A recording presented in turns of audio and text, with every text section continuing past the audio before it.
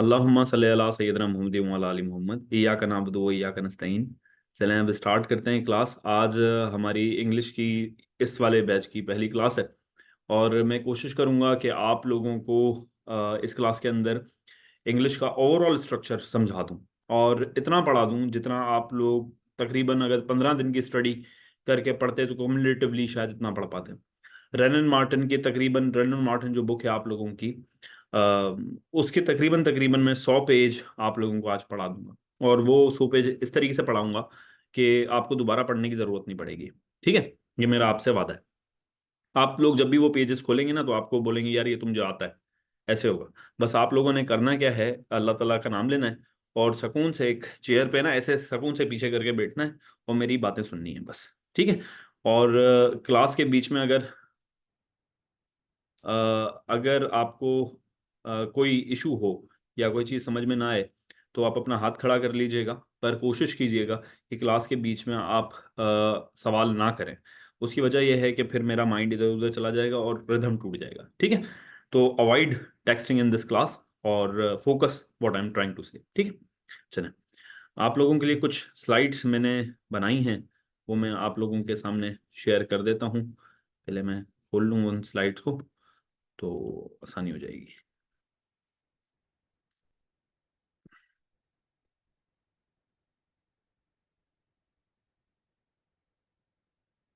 ठीक हो गया।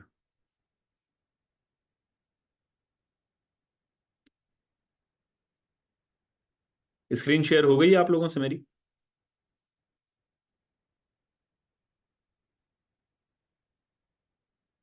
Okay, done.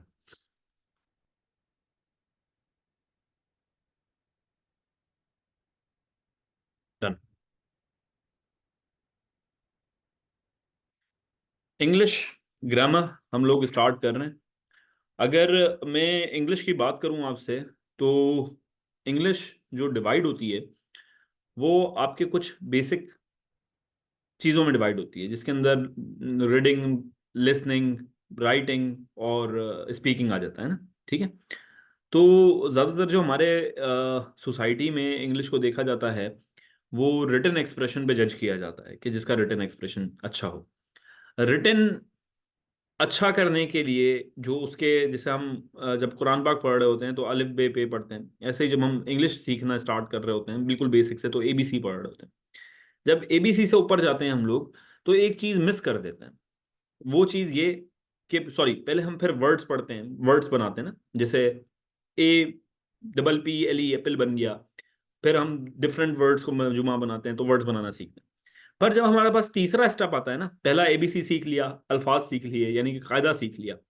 दूसरा हम लोगों ने वर्ड्स बनाना सीख लिए, वोकेबलरी जिसको बोलते हैं। वहां तक हमें समझ में आ रहा होता है कि वोकेबलरी भी क्या वर्ड है क्या नहीं है। तीसरा जो स्टेप आता है उसके अंदर गड़बड़ हो जाती है। और तीसरा स्टेप को समझना बहुत इंपॉर्टेंट है। वो तीसरा स्टेप है सेंटेंस, फॉर्मेशन ऑफ सेंटेंस। तो सेंटेंस क्या होते हैं, किस तरीके से बनते हैं और क्या क्या इंपॉर्टेंट चीजें हैं सेंटेंस के अंदर, ये बहुत पार्ट एंड पार्सल है इंग्लिश लैंग्वेज को सीखने के लिए। तो मैं बेसिक से एडवांस की तरफ जाऊंगा तो सुकून से आप लोग, अगर आपको में से ज़्यादातर को ये बातें पता होंगी, अगर आप लोगों को आता भी है तो सुकून से मेरी बात सुनिएगा ताकि आप लोगों का रिवीजन हो जाए और एक अलग अंदाज से मैं आप लोगों को ये चीज़ पढ़ाऊंगा। ठीक है, तो देखिए सबसे पहली चीज़ जो हमारे पास इंग्लिश लैंग्वेज में आती है वो हमारे पास आता है सब्जेक्ट, यानी एज बनाया मैंने, यानी कि सब्जेक्ट, वर्ब, या उसका एक और बात आती है हेल्पिंग वर्ब। ठीक है, वर्ब, हेल्पिंग वर्ब और आपका ऑब्जेक्ट। इन तीनों चीजों को मिल मिला के, सॉरी चारों चीजों को मिल मिला के हमारे सेंटेंस फॉर्म होते हैं। वो सेंटेंस डिपेंड करता है कि मुश्किल भी हो सकते हैं और आसान भी हो सकते हैं। अब इन्हीं चीजों से खेल के हम लोग अच्छी अंग्रेजी बोल भी सकते हैं, पढ़ भी सकते हैं और लिख भी सकते हैं। जिसका ये फॉर्मेशन ठीक हो गया, सब्जेक्ट, हेल्पिंग वर्ब, वर्ब और ऑब्जेक्ट का, जिसको ये चीज बनाने की तमीज आ गई, वो इसके अंदर से एरर भी ढूंढ लेगा, वो इसके अंदर से इसकी टेक्निकलिटीज भी देख लेगा, इसको खूबसूरत भी कर देगा। ये सारा का सारा इन चार वर्ड्स जो मैंने सामने आप लोगों के लिखे हुए हैं, सब्जेक्ट, हेल्पिंग वर्ब और ऑब्जेक्ट का गेम आता है। इसके अंदर थोड़ा सा मिर्च मसाला और डाल देते हैं। वो जब डालते हैं जब आप प्रॉपर एक राइटर बन जाते हैं। ठीक है। पर for you guys I will highly prefer कि आप लोग इस स्ट्रक्चर को इज्जत देना सीख लें। पहले पहले मैं आप लोगों को बता देता हूँ कि सब्जेक्ट थोड़ा सा वर्बली 1-2 मिनट के अंदर इसको रिकेपिटुलेट कर देता हूँ और बता देता हूँ कि इसका मतलब क्या है और किस तरीके से ये इस्तेमाल हो रहा होता है और हमारे क्यों इंपॉर्टेंट है हमारे लिए। I am sorry. तो सब्जेक्ट होता है कोई भी जो काम कर रहा हो। जैसे फॉर सपोज मैं यहां पर क्या काम कर रहा हूं, मैं आप लोगों को पढ़ा रहा हूं। तो in this case I am subject. ठीक है, आई एम टीचिंग यू। अगर एक सेंटेंस है जैसे आई एम टीचिंग यू। यार ये थोड़ी सी राइटिंग अजीब लग रही है भाई, ये टीचिंग है सही है, पेन थोड़ा सा अजीब सा है इसका। तो आई एम टीचिंग यू। तो देखें यहां पर जो आए है, या यहां पर अगर यहां पर अवेश आ जाता, Avesh is teaching students. Avesh is teaching students. ठीक है।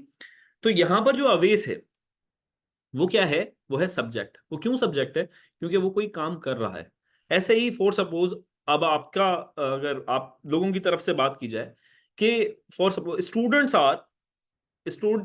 Are taking English classes.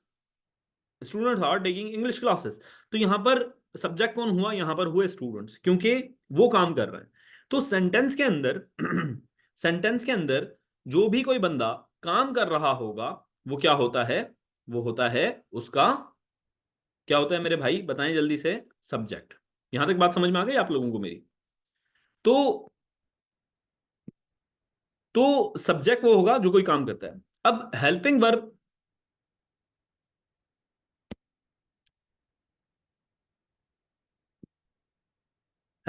क्या होता है? हेल्पिंग वर्ब होता है ये जो भाई इसको यूज कर रहे थे ना, मेरे पेन को, वो नेक्स्ट क्लास में नहीं होंगे। मुबारक हो, एक स्टूडेंट कम हो गया हमारी क्लास से अब। मुबारकबाद नहीं देंगे उनको?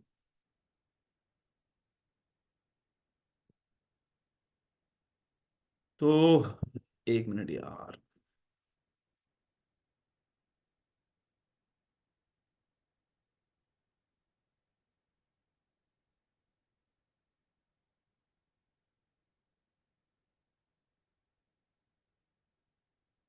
एक सेकंड रुकिएगा, ये किसी ने ना,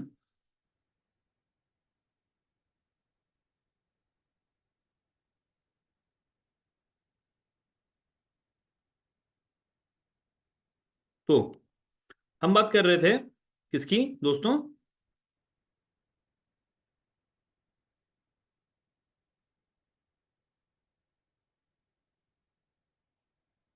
यानी कि हेल्पिंग वर्ब की। ठीक है।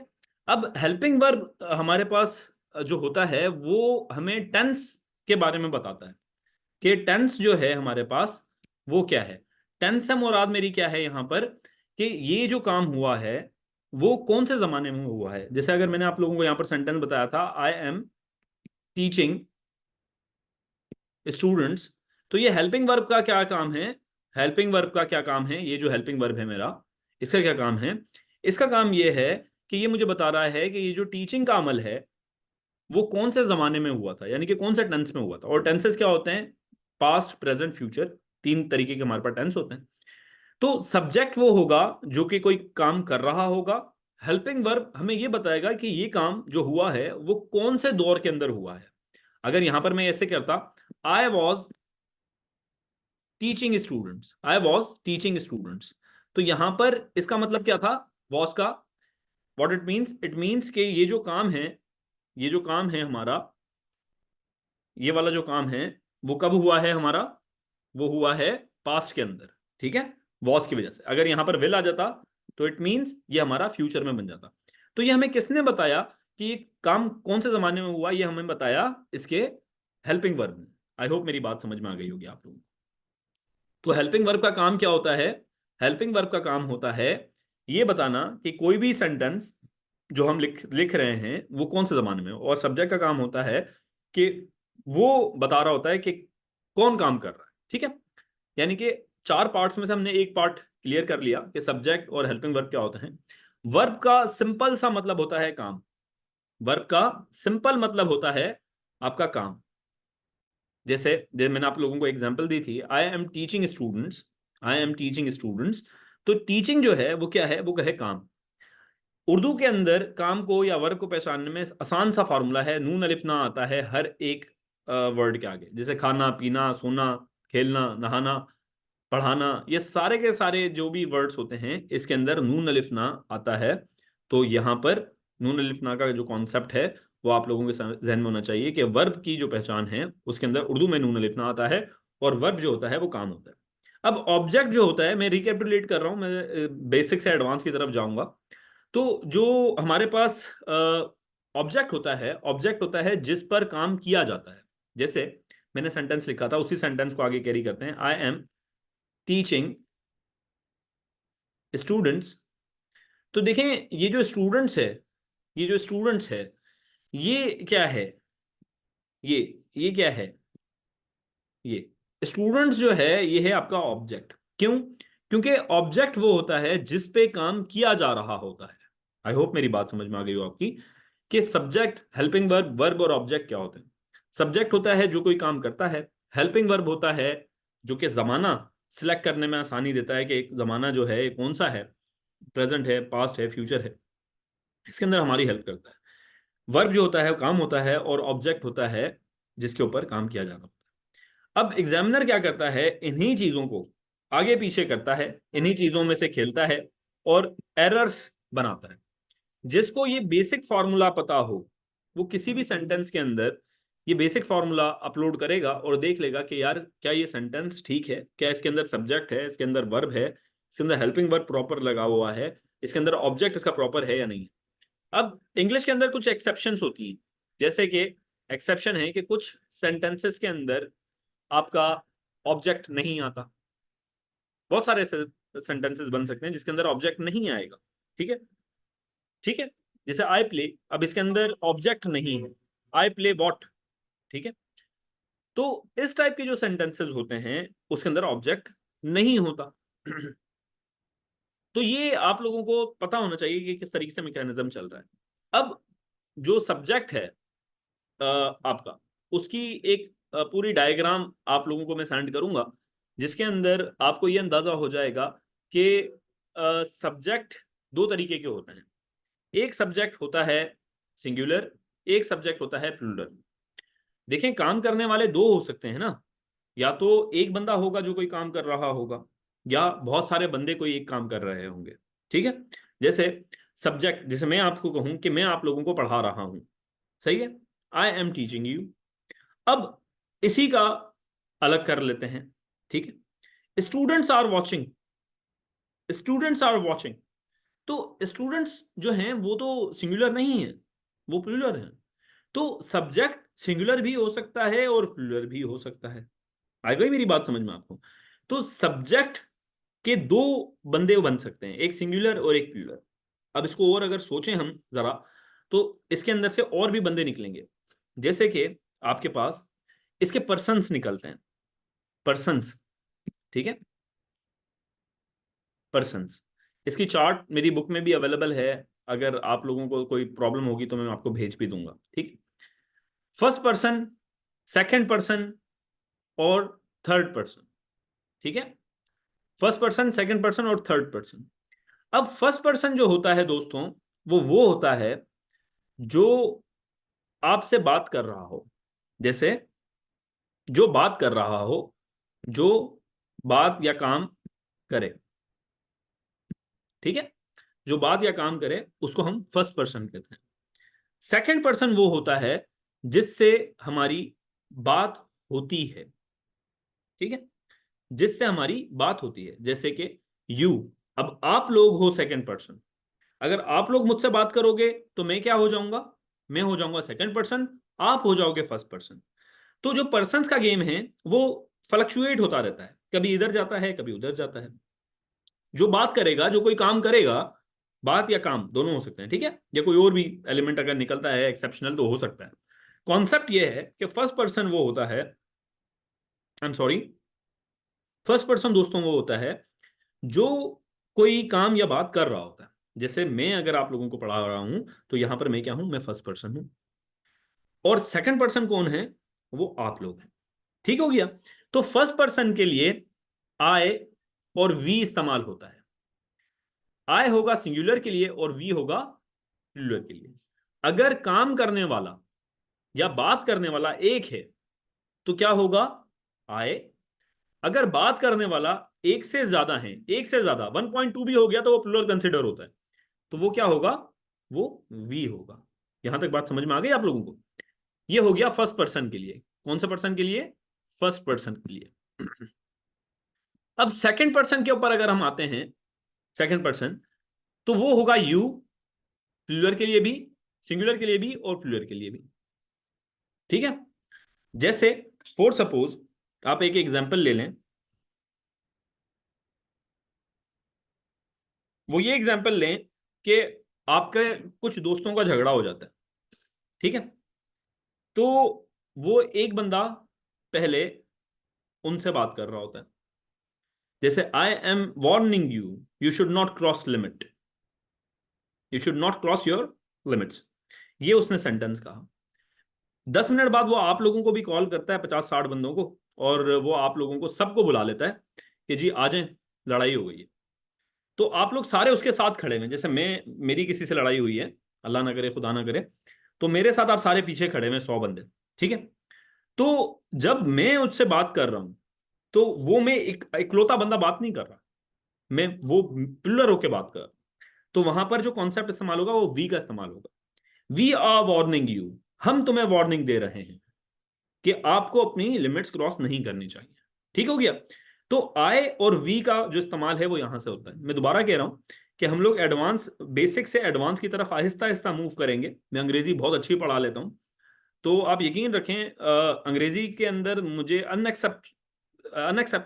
अनएक्सपेक्टेड मेरे रिजल्ट्स आते हैं। तो आप यकीन रखें कि जो मैं आप लोगों को पढ़ाऊंगा ना, जो बेसिक कॉन्सेप्ट बताऊंगा, वो आपके समझ लें बिल्कुल नब्ज से पकड़ लेते हैं हम लोग, जो एग्जामिनर है उसको। ठीक है। तो आप लोगों को अगर ये कॉन्सेप्ट समझ में आ गए ना, आराम से तसल्ली से बैठ गए, तो आप लोगों का पेपर, हर पेपर पास हो जाएगा। इंग्लिश से रिलेटेड मैं बात कर रहा हूँ। ठीक हो गया। तो ये हो गया आपका subject, first person. Second person, अब लड़ाई हो रही थी हमारी, एक सिचुएशन बनी हुई थी कि लड़ाई हुई है, और एक पहले बंदा बात कर रहा था तो वो सिंगुलर था, फिर उसके दोस्त आ गए, वो प्लुरल हो गए। अब जिससे बात की जा रही थी ना, जो बंदा सामने खड़ा हुआ था, वो एक था पहले, मैं उसको लड़ा, धमकियां दे रहा था कि I am warning you, you should not cross your limit. ठीक है। वो बंदा सामने खड़ा हुआ है, तो मैं उसको क्या कह रहा हूं, you should not cross your limit. मैं उससे बात कर रहा हूं, आई एम वार्निंग यू, मैं तुम्हें वार्निंग दे रहा हूं, you should not cross your limit. तो यहां पर ये यू क्या है, वो सेकंड पर्सन है, क्योंकि सेकंड पर्सन वो होता है जिससे बात की जा रही होती है। एक बात करता है, दूसरा बात सुनता है, या जिससे बात की जाती है। ठीक है। तो सेकंड पर्सन जो वर्ब, सेकंड पर्सन जो सब्जेक्ट होता है, सेकंड पर्सन जो होता है, वो आपका क्या होता है, वो होता है यू। आ गई मेरी बात समझ में। तो यू जो है, वो इंग्लिश में सिंगुलर के लिए भी यू रहता है और प्लूरल के लिए भी यू रहता है। अगर उसके पास 100-150 बंदे भी खड़े हुए हैं ना सामने, तो मैं उसको कुछ और नहीं कहूंगा, मैं उन सबको यू ही कहूंगा। ठीक है। You people. समझ में आती है ना बात? जैसे आप लोगों को मेरी बात समझ में शायद आ रही हो, अगर नहीं आ रही तो पूछ लीजिएगा। ठीक है। तो अब आ जाते हैं हम थर्ड पर्सन पे। हम आ जाते हैं थर्ड पर्सन पे। अब देखिए, इसकी बहुत अच्छी सी एग्जांपल मैं आप लोगों को देता हूं। जैसे दो दोस्तें बैठी हुई हैं, यहां पर कोई लड़कियां हैं, जल्दी से जो दो लड़कियां हों जो गॉसिप्स करने में बड़ी होशियार हों, जल्दी से वो अपना नाम बताएं। देखें, I don't have time, please जल्दी जो मेरी इंस्ट्रक्शन है उसको फॉलो करें, और अपने पास एक नोटबुक और एक पेन लेके बैठिएगा। जितने भी स्टूडेंट हो, जो मैं बताता जा रहा हूँ लिखते जाएं। कोई है यहाँ पर? आवाज आ रही है मेरी? हेलो। यार ये इतना सन्नाटा क्यों है भाई? यार मेरी आवाज आ रही है आप लोगों को? ठीक है, एक मिनट एक मिनट, हाँ हाँ हाँ, मुझे, मैं नीचे चला गया, सॉरी। ठीक है। अब वो, अच्छा अच्छा सर, मुझे, अच्छा, दो लड़कियां उठें और बताएं जो दो गॉसिप्स करती हूँ। मैं एग्जांपल के थ्रू आप लोगों को समझा देता हूँ। वॉलंटियर, जल्दी से। अरे यार जल्दी कर लो। चलो, आयशा हो गई एक,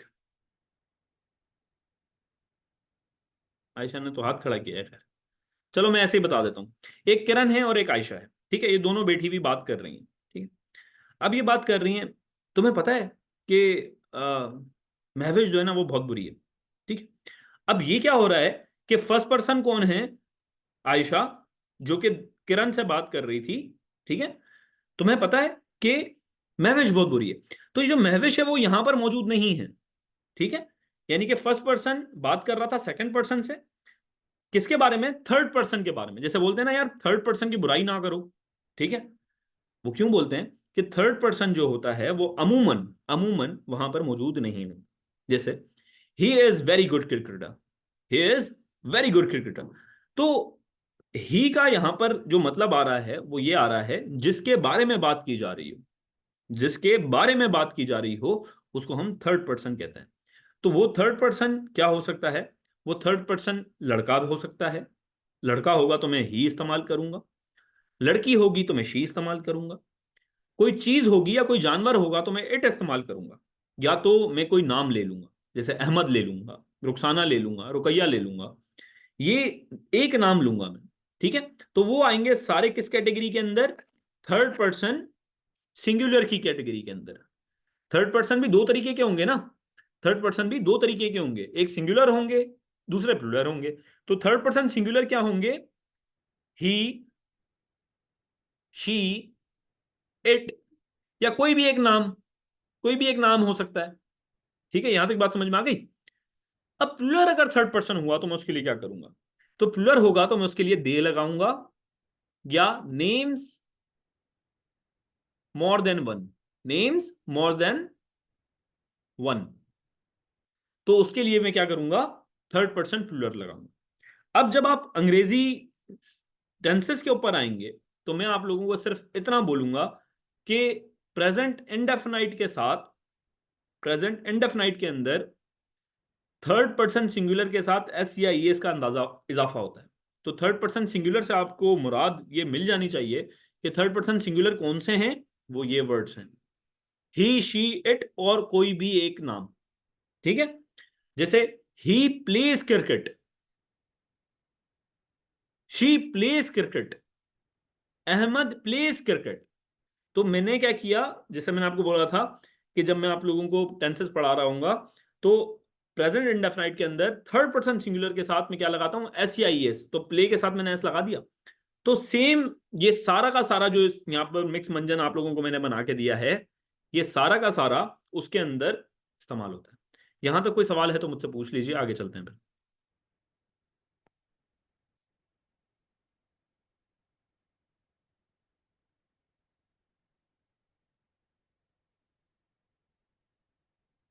एक मिनट रुके, मैं सवाल देखूं आपके।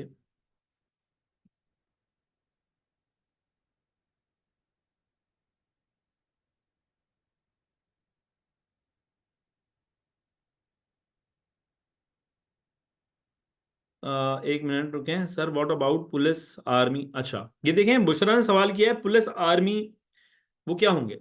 देखें अगर आर्मी एज अ इंस्टीट्यूशन आप बात कर रहे हैं ना तो वो थर्ड पर्सन सिंगुलर की कैटेगरी में आएंगे, ठीक है। पर और पुलिस भी थर्ड पर्सन सिंगुलर है, क्योंकि आप जब नाउन पढ़ेंगे ना, नाउन की चीजें पढ़ेंगे, नाउन। अच्छा किरण मुझे एक सेंटेंस बताएं, किरण कह रही है कि उनको टेंसेस आते हैं। किरण मुझे एक सेंटेंस बताएं प्लीज कि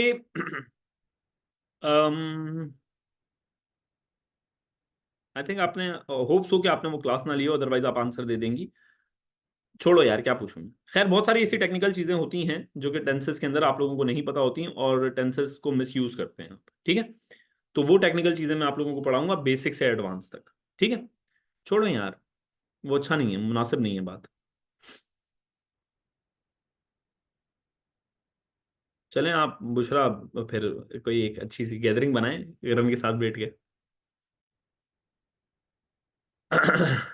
देखें, थर्ड पर्सन सिंगुलर और थर्ड पर्सन प्लूरल होते हैं। थर्ड पर्सन सिंगुलर वो होता है ही, शी, इट, और कोई भी एक नाम, और थर्ड पर्सन प्लूरल वो होंगे कि नाम, देम, या एक से ज्यादा नाम, ठीक हो गया।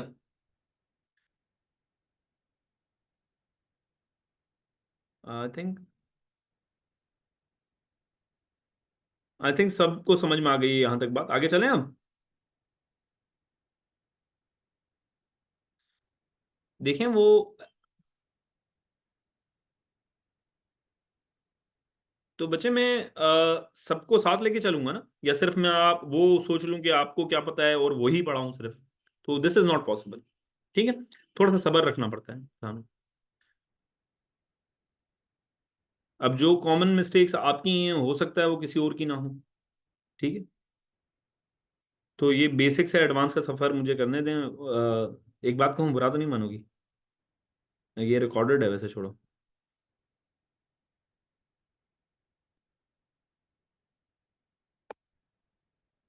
थर्ड पर्सन सिंगुलर के कैटेगरी में आएंगे ना ये?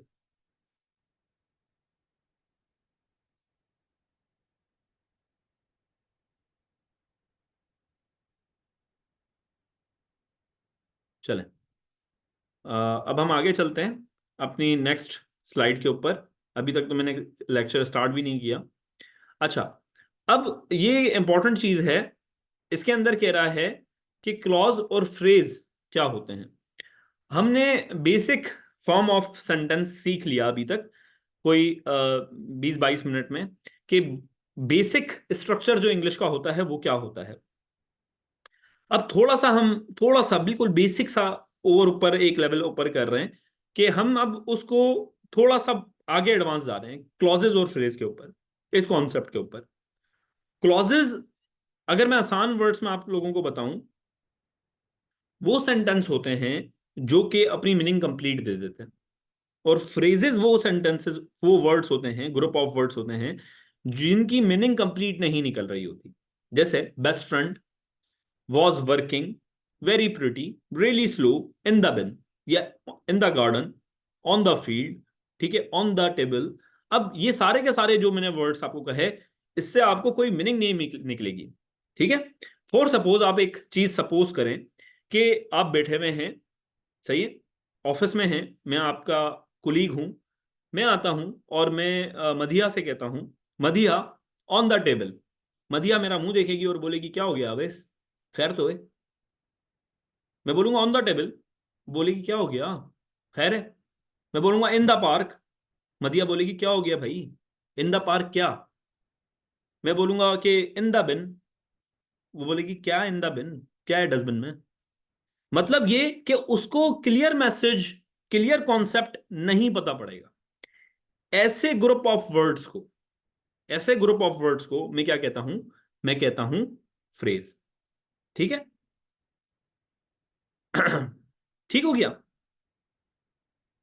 आ, ये उल्टा बोल रही हो तूबा आप? तूबा बोल रही हैं या कौन बोल रही हैं ये आतिफ, अ, ये कौन बोल रहा था, इकरा बोल रही थी ये कौन बोल रहा था कि स्टैंड अलोन वाला जो था? तो खैर, फ्रेजेस जो हैं वो स्टैंड अलाउन नहीं कर सकते। और जो क्लॉजेज होते हैं, आप इसको इस तरीके से समझ लें, clauses is equal to, clauses मैं लिख भी देता हूं ताकि आप लोगों को ज्यादा समझ में आ जाए। Clauses is equal to sentence. जहां तक मैंने आज तक स्टडी किया है, उसका लब्बे लुबाब यही निकला कि जो क्लॉज होता है वो एक सेंटेंस ही होता है। ठीक है, सिंपल सेंटेंस, उसको हम क्लॉज ही कहते हैं। जिसका एक कंप्लीट मीनिंग निकल आए, जिसको एक कंप्लीट मैसेज कन्वे हो जाए, उसको हम क्लॉज कह रहे हो। ठीक है। अब क्लॉज के अंदर भी दो टाइप्स निकलते हैं। फ्रेज के अंदर इतने टाइप नहीं निकलते होते, क्लॉज के अंदर दो टाइप निकलते हैं। क्या सर, मैंने यही कहा है। मैं तुम्हारी वीडियो थोड़ी देख रहा हूँ यार, मुझे और भी काम है दुनिया में। नहीं, ये गुलाम फातिमा आपकी वीडियो ऑन है बच्चे, ऑफ करेंगे। अच्छा, डिपेंडेंट और इंडिपेंडेंट क्लॉज का कॉन्सेप्ट हम लोगों ने अब समझना है कि ये क्या होता है। ये बहुत इंपॉर्टेंट कॉन्सेप्ट है और ये थोड़ा सा हम एडवांस लेवल की तरफ अब जा रहे हैं। देखें, क्लॉजेस क्या होते हैं, a group of word that contains a subject and a verb. के एक क्लॉज वो होता है जो कि वर्ड जिसके अंदर सब्जेक्ट भी हो और वर्ब भी हो और कंप्लीट मीनिंग दे रहा हो, वो होता है क्या? क्लॉज। और फ्रेज क्या होता है? जिसके अंदर विदाउट अ सब्जेक्ट वर्ब, उसका जो वर्ब होता है वो नहीं होता उसके अंदर। ठीक है, मेन वर्ब जो होता है, सब्जेक्ट वर्ब, वो नहीं होता। Independent clause makes on its own as a sentence. Independent clause और डिपेंडेंट क्लॉज मैं आप लोगों को अभी पढ़ा रहा हूं। देखें, क्लॉजेस के अंदर दो टाइप्स निकलते हैं। ठीक, पहला क्लॉज होता है डिपेंडेंट क्लॉज, दूसरा क्लॉज होता है इंडिपेंडेंट क्लॉज। पाकिस्तान ने इंडिपेंडेंस कब हासिल की, जल्दी से बताएं मुझे। पाकिस्तान ने इंडिपेंडेंस कब हासिल की? 1947, सबको पता है। पाकिस्तान ने क्या हासिल की? पूरा सेंटेंस लिखें, पाकिस्तान गॉट इंडिपेंडेंस ऑन 1947। जल्दी से लिखें, सारे लिखें ये, जल्दी से सारे लिखो। नहीं नहीं, ये नहीं, पूरा सेंटेंस लिखो, पाकिस्तान गॉट इंडिपेंडेंस ऑन 1947। पूरा लिखो ना। अच्छा, इसके अंदर सबने क्या लिखा? इंडिपेंडेंस। क्या होती है इंडिपेंडेंस? खुद मुख्तारी। खुद मुख्तारी। खुद मुख्तारी से मुराद क्या है? कि मैं अपने फैसले खुद ले सकता हूं, मेरा मुल्क है। ठीक है, मेरा मुल्क है, क्यों जाऊं मैं बाहर? समझ आ रही है? ये वाला सीन है। तो इंडिपेंडेंस का मतलब होता है खुद मुख्तार। वो सेंटेंस जो खुद मुख्तार हूं, जो अपनी मदद आपके तहत एक क्लियर मैसेज कन्वे कर सकें, उसको हम क्या कहते हैं? इंडिपेंडेंट क्लॉज या इंडिपेंडेंट सेंटेंस। समझ में आई? और डिपेंडेंट क्या होगा? कि वो डिपेंड कर रहा होता है, किस पे डिपेंड कर रहा होता है? जिस इंडिपेंडेंट क्लॉज के ऊपर। डिपेंडेंट क्लॉज मफलूज होता है, इंडिपेंडेंट क्लॉज अकेला मीनिंग दे सकता है। इंडिपेंडेंट क्लॉज अकेला मीनिंग दे सकता है, डिपेंडेंट क्लॉज डिपेंड करता है इंडिपेंडेंट के ऊपर। समझ में आ रही है मेरी बात? एक डिपेंडेंट क्लॉज करेक्ट सेंटेंस नहीं हो सकता, एक डिपेंडेंट क्लॉज कंप्लीट मीनिंग नहीं दे सकता, पर एक इंडिपेंडेंट क्लॉज कंप्लीट सेंटेंस भी होता है और कंप्लीट मीनिंग भी देता है। जैसे आई वेंट टू स्कूल, मैं स्कूल जाता हूं या गया था, मैं स्कूल गया था। पर डिपेंडेंट क्लॉज के एग्जांपल देखें, although I was not feeling well. Although I was not feeling well, अगर वही आप सिचुएशन रखें, ऑफिस में अतीका बैठी हुई है और मैं अतीका से आगे कहता हूं हालांकि मैं अच्छा फील नहीं कर रहा, अतीका बोलेगी, मुझे देखती रहेगी, आगे क्या बोलोगे? जब तक मैं आगे कुछ नहीं बोलूंगा, मीनिंग कंप्लीट नहीं होगी। सेकंड क्लास का मैं लिंक भेज रहा हूं, आगे इसी से कंटिन्यू करेंगे, जब तक आप पानी वानी पी लें और थोड़ा सा रिलैक्स हो जाए। ठीक है?